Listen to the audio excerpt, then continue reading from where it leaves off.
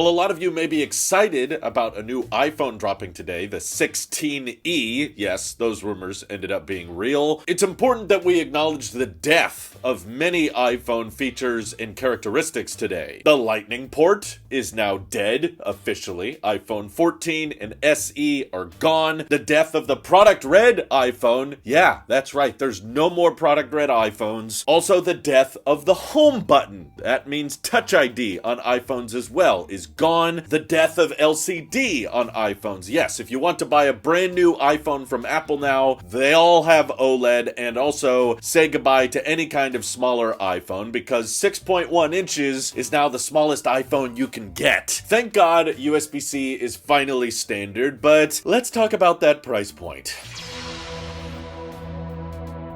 For a long time, a lot of us were expecting that maybe the iPhone SE4 would get a price hike because 6.1-inch OLED display and an A18 chip. 8 gigs of memory on a more affordable iPhone was just kind of mind-blowing, but of course, Apple Intelligence is very memory hungry, so a lot of us just expected, yeah, okay, maybe the price goes up to maybe $500, maybe $550. I was speculating there has to be some catch if it's going to be this affordable. Maybe they ship it with 64 gigs of storage. Ugh. But turns out no, the default starting storage configuration for the 16E is 128 gigs, but man is it a slap in the face that it starts at $599. What's crazy to me the most about this is that it's the cheapest iPhone in the lineup. They discontinued the SE, so just a couple years ago, the entry price of a new iPhone used to be $399, and yet now it has become a whopping $599. Now granted, I do think that the 16E will be a decent option for a lot of people out there. In fact, even at that steeper price point, it's a pretty complete package. We're talking Face ID and the new Apple-designed C1 chip. So yes, they're officially branding their own modems as the C line of chips, and they're saying this has the best battery life of any 6.1-inch iPhone, which yes, in fact means that the cheaper 16E has better battery life than the iPhone 15, iPhone 16, and any previous generation iPhone with a 6.1-inch display. That's pretty incredible, and the fact that it's rocking Type-C makes it future-proof along with the A18 chip. I think this will last a lot of everyday consumers who don't care about ultra-wide lenses or spatial video recording and that kind of crap. No, people who just want a good, reliable iPhone that's got a nice camera, 48 megapixels on the back of this thing. Even though it's just got the one lens, it's a good one, and with all of that onboard memory, this will last a lot of everyday consumers, I think, a long time. However, especially at this entry price of $599, I wouldn't recommend you buy it today. Knowing that this is the economy model, or maybe E stands for everyone, I don't know, I get the feeling this is going to be heavily discounted and heavily subsidized by many carriers out there, and you're going to be able to get it for probably half the price within less than a year. So don't go run out and replacing your iPhone with this thing on day one. In fact, if you need an iPhone right now, may I suggest checking out Amazon Refurbished, which has a 90-day return window, so even if you don't like it after 2.5 months, you can still return it and get all your money back. You can find iPhone 15s, which will have great display brightness, USB-C, and a dynamic island, and a dual camera system for cheaper than an iPhone 16e. Yeah, the 15 is lacking some of the new Apple-designed C1 modems and all that, but still a great overall phone. I know a lot of people who are happily using the iPhone 15, and I honestly still think it will last you a long time. It doesn't get Apple Intelligence, but all of the Apple Intelligence features kind of suck and are pretty lackluster in my opinion, so I wouldn't worry about that. You can find those for close to $500, and they'll have the same amount of storage as the entry-level 16e. Plus, they still have a ringer switch if you care about that, whereas the 16e is rocking an action button. So overall, if you're in the market for an iPhone right now, I don't think you should get the 16e, but I do think in the long run, the 16e will be around and will probably get much, much cheaper, and I think it will age particularly well. But I'm just mostly shocked by the price point. But hey, maybe it's worth paying that extra $100 to get Apple Intelligence because the glowing RGB colors around the display actually wrap around the notch. They don't go behind the notch, guys. This makes it all worth it in the end, right? Yeah, no, not really. But goodbye Touch ID, goodbye Lightning port, goodbye product red iPhones, and thank you to everybody supporting this channel directly. Seriously, helps us out a ton, as does just watching these videos. So thanks again. Have an excellent rest of your day.